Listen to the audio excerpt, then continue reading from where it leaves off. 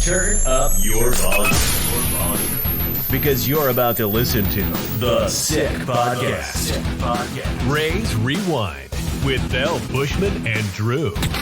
Jansen. That is into center field. Here comes Kiermaier. Phillips has tied the game. Arose Arena coming around. Throw home. Now he stumbles. But the ball gets away. Tampa Bay wins it. Brett Phillips, Game 4 hero. The sickest Tampa Bay Rays podcast. It's gonna be sick. And welcome back in, everybody. It is the Rays Rewind podcast, the sickest Tampa Bay Rays podcast on the Sick Podcast Network. I'm one of your hosts, Evan. Of course, joining me as usual is Drew. Make sure to go to our YouTube page at the Sick Podcast, Rays Rewind. Hit that subscribe and notification bell when new episodes drop.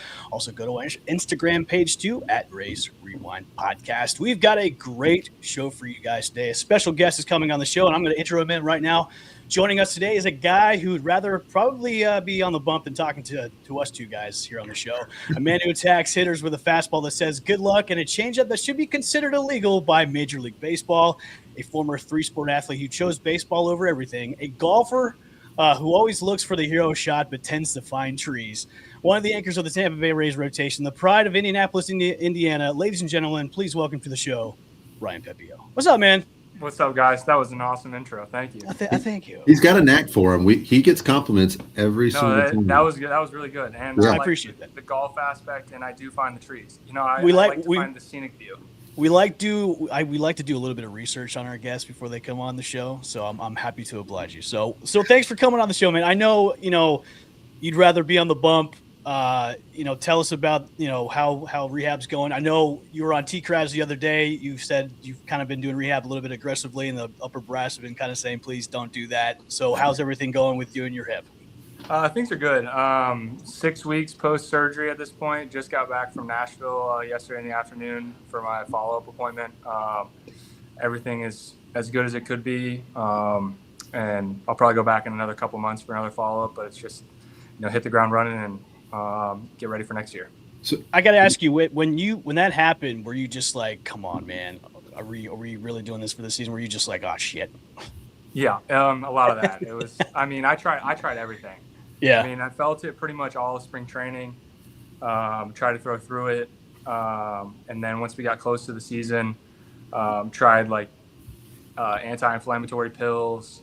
Those didn't really work. Then I got a giant needle the size of your entire leg right up near the hip bone to try to see if that worked. And I made sure when I was in Nashville for that I tried not to see the needle, and I saw it. So, and I don't do well with that. So that wasn't fun. And so, I gave it everything I could.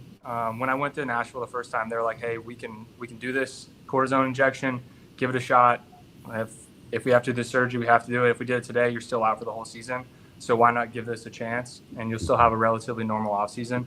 So I gave it a shot, tried throwing it, and just still kept feeling it. And then it took me a little bit to, swallow the understanding that the season was over without even starting and getting the surgery. But now that it's done and over with, after I got over the crutches for 4 weeks, now I feel a lot better. That sucks. Don't recommend. Are you sneaking out on the golf course at all, or no? No, okay. I have very strict priorities not to do that. I'd rather pitch than be on the golf course. So if not doing that can help me pitch a little bit better next season, then I'll do that. And I have my wife that would absolutely murder me if I did that. So you said the upper brass, they are saying, hey, let's dial it back. So I'm curious, does that come through like the channels of like, oh, hey, you hear from the trainer, or is that Eric Neander coming up to you and be like, Brian, what? You got to cool it. Just take it down a notch. Like, what's that like? Is that just something you hear kind of whispers of in the clubhouse, or is that? It's more of a whisper from the training staff. It's, hey, you have a long time. You have the entire season to get ready and prepare for next year and the whole off season. You're not pitching a spring training game tomorrow for next year. So let's dial it back and make sure we're doing everything right. When you're doing the rehab and you're doing it the whole season, like you want to just grind and push levels and go as, do everything you possibly can. I know I'm not playing this year and it sucks, but I want to do everything I possibly can to just be as good as possible for next year. I'm just glad it's not a situation where you get called to the principal's office, No, and, not yet. well, you got to go see Eric. Eric and Kim Babby want to talk to you. No, not yet. I do see yeah. Kim Babby in the gym working out with me. Oh yeah, you can tell he's lifting. I mean, you can tell it from the TV screen. He's in there. He's working out and he's got to burn some of that energy off. Yeah. So with not pitching this year, we kind of find it to be just a horrible irony, given how much you pitched outside last year. You were I don't have the stats in front of me, but it felt like you were just the one that always had to bear the heat of the day. And now the team's back indoors in the Trop, and you don't get to enjoy the benefits of pitching in air-conditioned weather, so to speak. Has that been arguably the most frustrating part, that you got to wait a whole nother year to even just enjoy pitching in AC again? Yeah, that was a running joke all last season. Yeah. You go home for a 6-game homestand and there'd be one day game, and we all knew who had the day game, and it was always me. And even Drew's had a lot of day games this year, and he comes up to me and he's like, "Hey, I feel like I'm you this year." And I was like, "But are you?" And he's like, No, I'm not. I don't have to pitch outside. So, yeah, I mean, it sucks. I mean, obviously not pitching at all and missing all the games stinks, but being back in front of the home crowd, the crowd has been unbelievable all season, and to not be able to be a part of that, especially with the way the guys are playing and just being able to help out any way possible, that's more of a hindrance than not pitching in the Trop. But I do love pitching in the Trop. I love the mound. I love, what you're expecting. You're getting 70, 72 degrees, no wind. Last year I would drive from St. Pete over to Tampa every day, and I would see on the Howard Franklin Bridge, I would see the flags and I'd see the wind, and I would know exactly what I was having to deal with that day. And you're like, okay, now pitching in the Trop, you don't have to worry about any tailwinds. You don't have to worry about wind in the face or a crosswind and how it affects your pitches. Yeah. Just from a human perspective, because obviously, as fans, we get so caught up in the team, and, not that we lose, fans can sometimes lose sight, right? We're not, we can get a little bit over. Drew, that's an understatement if you're on Twitter. That's an understatement. Which I'm not, thankfully. So I don't get to deal with any of that. But terrible place. You guys are all human and deal with the same emotions that, everybody deals with on a daily basis. Can you just talk a little bit about, I got to imagine, you mentioned just not being able to be out there and help the team, and you're just trying to find ways, do whatever you can. One, has that just kind of taken a toll on you this year, or how are you dealing with that personally? And two, what are the ways as a pitcher, someone who's not, participating this season on the field, you've got some time on the team. Obviously, you've been here now. This is your third full season. How do you find your ways to contribute in a season like this? Definitely trying to be the best cheerleader possible from the dugout. But, not pitching this year, it has its benefits. I can sit there and I can watch from a different perspective, and I can see, maybe how, as I'm watching the game, I'm not having to plan a scouting report for myself. I can also see how different teams are trying to attack our guys, and when they come in the dugout, I can be like, hey, I saw this, and this. Or even sit next, all of us starters sit next to each other in the dugout. So if Drew's pitching one day and Griffin's pitching another, I can be like, hey, I'm seeing this. Are you seeing that? Maybe watch out for this. I think this pitch could work really well. This one, maybe utilize this in a different situation. So it's not necessarily a coaching type of role, but it's more like an observer. Yeah. Yeah. Since you're more on the sidelines this year, what's your evaluation of this team that differs from last year? Obviously, there's a few new pieces here and there in the rotation. So looking at this team now, and I know it's been a stretch so far where the team is kind of, you can call it a rut, you can call it a slump. What's your evaluation so far up to this point of the team for 2026? I think everyone in the clubhouse knew what this team was capable of going into spring training, and knew how good we could be, and how deep we were as well. We've been hit with injury bug. I'm dealing with everybody in rehab every single day, and I'm like, come on, guys. I'm the only one that's supposed to be here the whole year. Get out of here.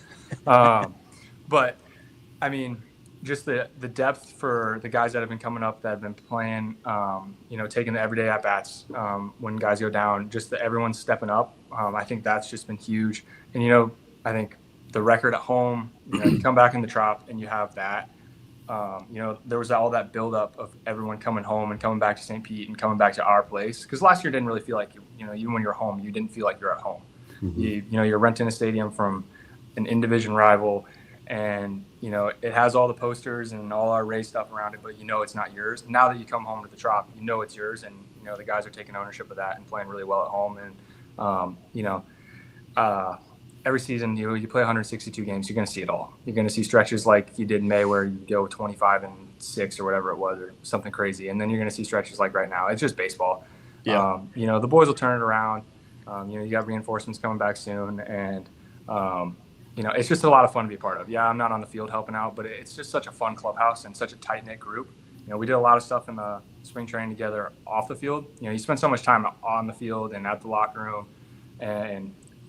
but you don't sometimes take that off the field and do stuff. We did golf outings. We're doing a bunch of trivia nights.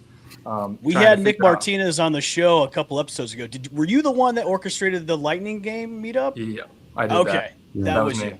That was me. It was that was a blast. I'm like, I don't get to go to the team dinners on the road. At home it's kind of tough because guys are spending time with their family, their wives, their kids. But that was one of those opportunities where you couldn't pass up on that. It's a Game 7 of the playoff series. How many times are you able to actually be home with a day game in time to get there? I was like, I think the game was a Sunday. I called on Saturday. I was like, hey, can we get a box to get the boys to go to the game? We got that secured, and then I was like, okay, now we get a bus. We need a bus to take the boys. We get a bus.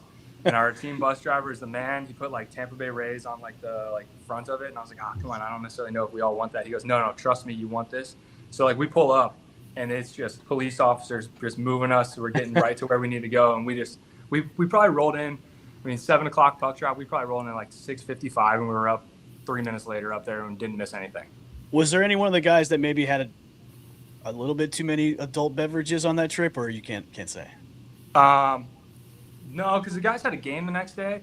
Yeah. As for me, I didn't have, we've heard stories from back in the day with the old timies that they used to come up to the games drunk, so you never know. I did not have to play the next day, so okay. I partook a little bit. Okay. We all had a good time.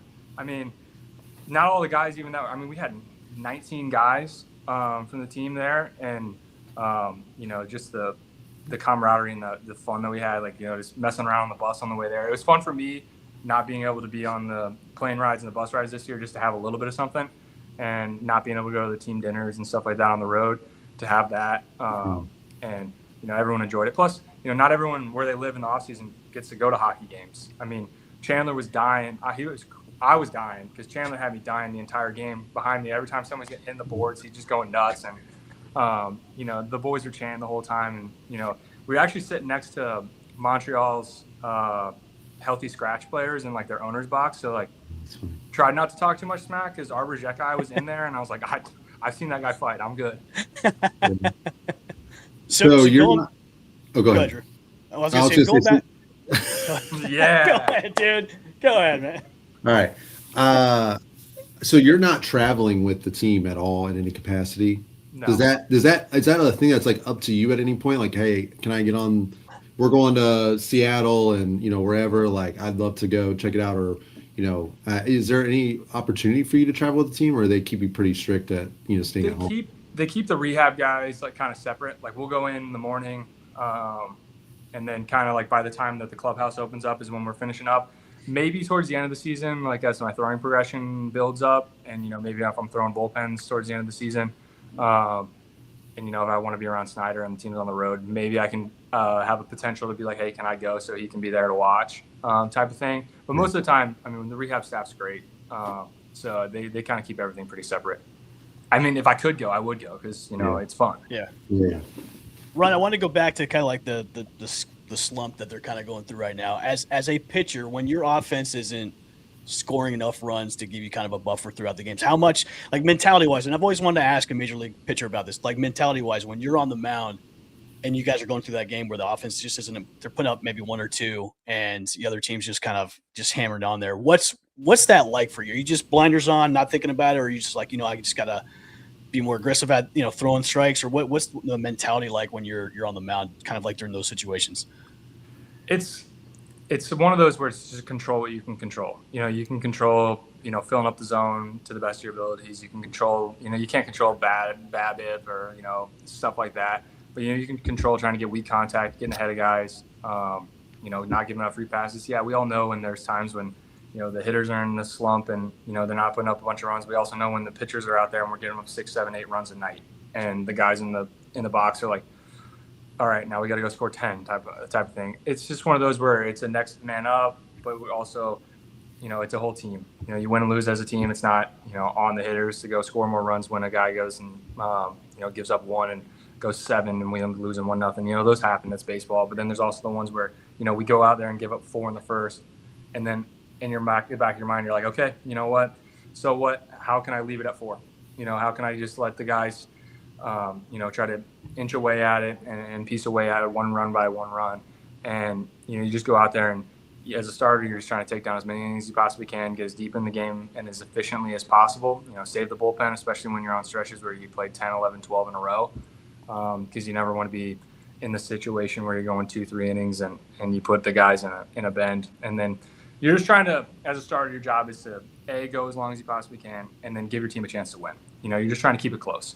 And, you give up a run or 2 in the first, how can you keep it at that? The guys score, they put up a 2 spot. How can I put up a 0 and show those guys support and, not give up the lead that they just got us? Yeah. When you're going through a tough stretch as a team, because we heard obviously a lot of great things about the clubhouse chemistry. You've mentioned that as well, obviously, with everything in spring training and the hockey game and all that. Obviously, things were better those first 2 months. Team was playing great, 22-4 stretch, all the things. Now it's a lot, been more difficult. So how does that clubhouse chemistry, that clubhouse vibe, does it shift at all during bad stretches, or how do you keep it consistent when things are not going as well? Like, is that a challenge? Like, what all goes into that as a team is struggling? Is there a difference in the clubhouse, or is it just you're working extra hard to make sure everything stays the same and it's consistent no matter what's happening on the field? I think, a lot of it goes back to like what you do in the spring training and like the cohesiveness that you have together. Cause you're trying, when everything's good and you can't go wrong and you can win any way, a starter gives up 5-6 and you end up scoring 8, or, you win a 1-0 ball game. Like, it felt like when we were on that 22-4 stretch, we were winning different way every single night. And no matter what we did, it couldn't go wrong. Now, you're going through a little bit of a skid. Those happen. You just try not to ride the highs too high or the lows too low, and you just try to stay as even keeled as possible. I mean, the big difference is how much more fun it is after the game. When you win, it's a lot of fun, and when you lose, it's kind of somber and stuff like that. But it's baseball. The best thing about it is you get to go out there again tomorrow and try to right the wrong. Start the series 0-2 against the Royals right now, and there's a good opportunity. You can split. You're just trying to. The goal is to win every series, and if you win every series, you're going to be in the playoffs at the end of the year. If you lose the series, you're just trying not to get swept. And then, those do happen. And it's, okay, you get swept. So what? How can we go out and sweep another one on the other end and kind of cancel each other out? How much of a role, obviously the players themselves probably, obviously play a huge role in the clubhouse chemistry when, good times are good, bad times are bad. What about like Cash and Snyder and the coaches? How do they, during times like this, what are some like the qualities or characteristics that they're showing that helps kind of keep everything moving forward and kind of this mentality of next game up? I mean, what's their role in all of that? How does that look? I think a lot of it is just like positive reinforcement. When I came over to the Rays, like one of the biggest things that I learned was just how good of an organization it is about showing you what you're good at. And getting you to fully buy into that process. And for me, it was like, hey, your fastball and changeup combination is really good. How can we be in the zone and access it more? And Snyder does an unbelievable job with every single pitcher, not just solely on the baseball side, but getting an understanding of who we are as people and how, we learn, how we like information. Somebody might be a visual guy. Somebody may be, you got to scream in his face or something like that. So I think on the pitching side, I see a little bit more than I do with Cash and the guys hitting. But on the pitching side, it's, hey, this guy learns this way. This guy does things well, however they do it. And they're really good at, hey, trust the process. over the course of 162 games, our process is going to yield the results we want to, and we're going to put ourselves in a good position to play meaningful baseball in September and October. Speaking of getting closer to September, October, we're getting closer to the trade deadline, and I want you to put your GM hat on for a second if you want to. Right. I know Neander said in prior interviews, depending on how what the team is like during the getting closer to the trade deadline, how aggressive they're going to be. If you were him, who are you going to target? Who are you going to go after? What pieces are you going to bring over to the team to make a postseason run? It's hard hit. It's a hard hitting question. It's a hard hitting question. Yeah. Hard hitting, man. Shohei Ohtani. Seacrest tried to get me with this one too when I was on the radio with him. Hey, we have to do it for clicks and the retweets. I man. get it. I completely get it. I completely understand it. I could go out and say like, let's go get Ohtani. Because it's $2 million payroll. It really doesn't affect ours. Hey, they apparently tried to a few years ago. Yeah. I don't know if you saw that. No, they did. Yeah. The thing is, like, I don't necessarily know what positional stuff they're going to go out and get. I think the big thing for us is continue to play, turn around this skid, get back in, the win column, and not necessarily force Eric to go do something, but like put us in a position where it's like, hey, we're close, and he thinks we need piece A to go get something, and we have all the trust in him to go do it, and he does his due diligence. He's always on the phone. I mean, every time I see him, I feel like he's on the phone. I'm like, hey, I've asked him. I was like, hey, dude, what's your like screen time like on your phone calls? And he's like, you don't want to know. Does he have a burner? I'm sure he has a burner phone too. I don't know. Maybe I should try to like do some like police, stuff and try to find that and mess with him a little bit. I had nothing better to do. But I think a big one for us is, we got a lot of guys on the IL right now that are really close to coming back. So it's not necessarily going out and getting, a bat here or an arm here from somewhere else and, trading some of our really good prospects that we've come to learn about and, know in spring training. It's, you got Manny Rodriguez about to come and start throwing to hitters. You got Steven Wilson doing the same thing. Michael Grove, we signed, who I played with in Los Angeles, is on a rehab assignment. Gavin Lux is getting close to coming back. So you have a lot, and Jake Fraley as well. Obviously I'm spending a lot of time with these guys in rehab, so I'm, seeing where they're at and all that stuff. So I think there's a lot of guys that are internal options that, you could say there's a trade deadline pickup, but it's an internal option type thing. Yeah. Gotcha. I shifting gears a little bit. I want to know, is Drew Rasmussen, in your opinion, the most underrated pitcher in all of baseball? Because I think listen, Cam Schlittler, great season so far. He's kind of the front runner. I think Drew is, not just because we share a first name, but I think he is one of the best pitchers in baseball, and certainly in the American League, and he doesn't quite get the recognition I think he deserves. Part of that may be the innings cap that he's had to deal with the last year plus, but like, am I wrong in saying that? And what do you see from Drew just, even just this season? It feels like he's taken things to another level. Yeah, I mean, just look at what he's done when he's been out there. I mean, it's been, 5-6 seasons consistently with under a 3 ERA. Mm-hmm. And, I think for us, we play on the Rays. We never get the national media attention. Everyone picked us last in every poll for the season this year, and we're competing to win the division right now. And internally, we know all of this, and that's why we don't really necessarily listen to the outside noise. But on Drew, yeah, I mean, it's just consistency every single time he goes out there. It's if he has a dud, it's only one, and he goes back out there and goes and does his thing again where he goes 6 and gives the team a chance to win every single time.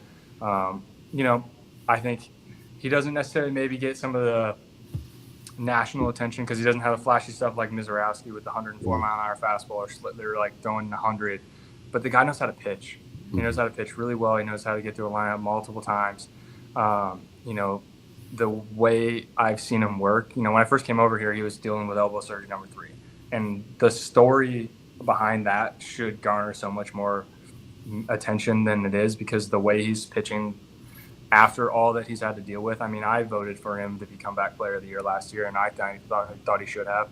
But to see what he's done, to know the person that he is and how nice of a guy and how good of a teammate that he is, one of my really good friends, and was been with him since I first got traded over here. He was one of the first guys I met, and I think I couldn't be happier for him, and I'm happy that he's on our team doing what he's doing, because and every time he goes out there, you have a chance for us to win the ball game. The other guy I want to ask you about is Nick Martinez, because he's a really cool story, and he's generating a lot of pub this year. Maybe a first-time All-Star selection. He just seems to have found a new level here with the Rays. Can you talk about just his impact? We heard so many great things about him as a clubhouse guy, but now add on just how impactful he's been on the field. Like, what's your experience been like just working with Nick, being a teammate with him, and just what you've seen from your perspective? I mean, he's just like an uber vet. He knows how to command the clubhouse. He knows how to get the boys to he's like the center of everything. He's always like, hey, like, let's go to dinner here, let's go do this. Like, always anything that pretty much you do as a team, it's probably Nick setting it up. I knew, obviously we heard the rumblings in the offseason of him possibly getting signed over here. And first person that called me was Zach Littell, and was like, hey, if he signs there, you're going to love this guy. Because Littell is one of my best buddies, and he's like, you're going to love this guy. Off the field, he's unbelievable. But seeing what he's doing pitching-wise, I mean, we all saw what he was capable of doing. I mean, the changeup is disgusting. The different fastballs, different breaking balls, just the way he's able to mix speeds, mix locations. It's also another cool story. He's plays a few years in the league with Texas and a couple other places, then goes to Japan for a couple of years, and then comes back, swingman role with the Reds, and then comes here and, just gets in the Snyder world. And, Snyder just shows him, hey, these are the things that you're really good at. Let's just go do this. Let's up the changeup usage. Let's up the sinker usage, whatever else it was. And, look at the kind of dividends it's paying. And every single time he goes out there, he's taking down 6, 7, 8 innings and always giving us a chance to win. I mean, his first 11 out of 12 starts, he gave a run or less or something like that. Like, that's insane. I got to see him face the Reds, and he was just ridiculous that game. That was like the eighth inning. The eight innings he pitched that game. I thought he was going to go for a complete, but they said no. He said he was gassed. He said he was gassed at that point. He's like, nah, I can't do it. So, all right, Ryan, we're going to get you out of here. We're going to end the show with our lightning round. I'm going to ask you some hard-hitting questions, a little fluff. All right, so here we go. Who was your favorite pitcher growing up, and what did you try to steal from his game? Favorite pitcher growing up, Bronson Arroyo. I tried to steal his leg kick. Okay. Couldn't do it. He's a local guy. He's from Brooksville. Yep. I grew up in Indiana. My dad's from Ohio, so we went to a lot of Reds games. So, Brandon Phillips, Joey Votto, and then watching Bronson Arroyo do that giant leg kick. You're always in your backyard trying to do that while you're playing wiffle ball, and it wasn't close. It wasn't even close. I always tried to do the Nolan Ryan, like get up real close, but that I could never get up that high. So, yeah, that was my Achilles heel for that one. All right. If you weren't a professional baseball player, what do you think you'd be doing today? Dream would be on the PGA Tour. If I wouldn't have finished playing baseball in college, I probably would be doing real estate, commercial real estate. Okay. Going to the golf. Have you heard about the heckling thing that's been going on right now throughout social media with all the the bad mouth? I know Long Island's got some comments about them. What do you think about? I know golf is evolving into just a different kind of sport with all the audience interactions and stuff. What do you think about that before we go to the next question? I watch a lot of YouTube golf stuff, and I see a lot of the stuff online, like the back off challenges. I would love to do one of those. Yeah. I would for sure start laughing and back off. The country club adjacent guys. Yes, those guys are funny, man. Yeah. I love their stuff. They come up with the craziest stuff. But there's something to it. I think it's fun because golf is getting younger. And, you always, I grew up, I didn't really play much. And golf to me was hey, rich older guy who just has sold his company and that's all he does and goes play golf at the country club. But now it's all my buddies my age now, they're all playing. My younger brother plays. So, I think it's fun to see younger crowds at these tournaments. But at the same time, I think there's some respect, to follow the rules a little bit. When you're at a tournament, don't go and start yelling at somebody in their backswing because, it is their job. Right. Their livelihood is different than, other professional sports where, you make a base salary and you're getting paid every single week. They only get paid if they make cuts and how they finish. You don't want to go and mess somebody else's round up because, talked in their backswing and they shank one off the woods. Right. Done Okay. that. This Okay. one is a two-parter. Okay. Who's the toughest hitter you've faced so far, Okay. and which Rays hitter would you least like to go up against? Rays hitter I'd least like to go up against would be Junior Caminero, because I faced him in spring training and the ball came back at me like 110 miles an hour. Toughest hitter I've faced. Juan Soto's a tough one just because the eye. He knows the zone. Everyone asks, like, do you see him do the Soto shuffle? Like, no one really sees it. But, he just comes up there and there's the presence and, like, going into the game, it's like, hey, don't let him, he's one of those guys where don't let him beat you. That's a tough one. Aaron Judge is tough too, just because he also has the same eye. But then also, like, I'm a top zone fastball guy, and trying to throw a top rail fastball to him is like throwing a ball up an elevator shaft because he's so tall. I mean, I felt like the first time I faced him in 24 in the Trop, I swore I got something to the top of the zone, and he still smoked it like 117. I looked at it, it was middle, and I'm like, I felt like I got it way up there. Not even close. I didn't realize how he towers over most people like that. I don't know if you've seen the picture of him standing next to Altuve. Like, yes. He's just a giant over just a small child. Massive. In that photo. Yeah. He's massive, and he's a really nice guy too. Obviously, like last season, when you come into Steinbrenner Field, like you walk in past the same way, so you see him, and he's just like super nice guy, and really down to earth. But he's a presence up there. Another one where it's like, hey, don't let him beat you. You got guys on base. Not necessarily pitch around him, but hey, don't give him anything to hit. Yeah. All right, last lightning round question. Oh, you got one? You got one? Positive lightning round. Ryan, I got to imagine, because you're a high fastball, like up in the zone type pitcher, Junior with his flat swing can get there. Yep. And obviously it's it's quicker than anybody. Yep. Nick Fortes, the sneaky option on that, because he hits high fastballs. Do you know why he hits high fastballs? Doesn't he have a flatter path than Junior? Well, I don't know about that, but they came out because early in the season, Nick Fortes had, I think it was in Milwaukee, he had a big time go ahead hit, I think in the one game we won against Milwaukee. And they were like, it was a high fastball above the zone. And he just went up and got it. It's because his dad, when he would throw in BP, could never get it in the zone. He would always miss high. So every BP ball was always high, and he just got so used to it. So high fastball as Nick Fortes, I guarantee you in the scouting report, they're like, don't throw this guy a high fastball. I knew that because when I faced Fortes, I was like, okay, this guy can get to high fastballs. High fastballs. And it's because his dad, he couldn't ever throw it in the zone. So that's funny. It's Junior's more maybe it's just a skill and overall just freak talent ability. Nick's got the background, the family background to help. Family background. I like that. That's a funny story. All right, last question, two-parter as well. Excluding the Trop, favorite place to pitch, worst place to pitch. Hey, we got to get these for Instagram reels, Drew. We got to get. I know exactly. I know what he's going to say for worst place, because we just talked about it earlier in the. I will not bash Steinbrenner Field. Okay. All right. Worst place to pitch. That's kind of Sacramento. Okay. Oh, okay. Okay. Best place to pitch. I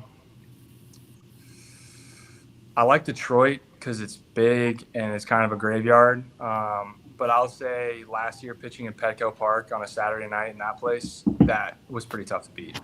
Okay. I've heard some really good things about those places. Okay. I would highly recommend when we go to San Diego next year and you're like, I want to go on a road trip, San Diego's one to go to. I've been there. It's super there nice. You go. There you go. I've been there. Super nice. We swept the Padres in Petco last year, I believe, right? We just went out there and said, you know what? We don't care about your home field advantage. We're just going to take all three games. Yep, that's right. Yeah. Awesome. Well, Ryan, thanks for coming on the show, man. We appreciate you taking some time out and talking with us. Of course. Thank you, guys. Yeah, thank you. So once again, guys, thanks for tuning in to another episode of the Rays Rewind podcast, the sickest Tampa Bay Rays podcast on the Sick Podcast Network. Make sure to go to our YouTube page at the Sick Podcast Rays Rewind. You can catch this episode when it drops. Hit the subscribe notification bell. Go to our Instagram page at Rays Rewind Podcast. For myself, Drew, and Ryan, we'll see you guys later on the Rays Rewind podcast. See ya. And that's a wrap. Hope you don't miss us too much until next time. Follow the Sick Podcast Rays Rewind with Bushman and Drew on YouTube, Google Play, and Apple Podcasts.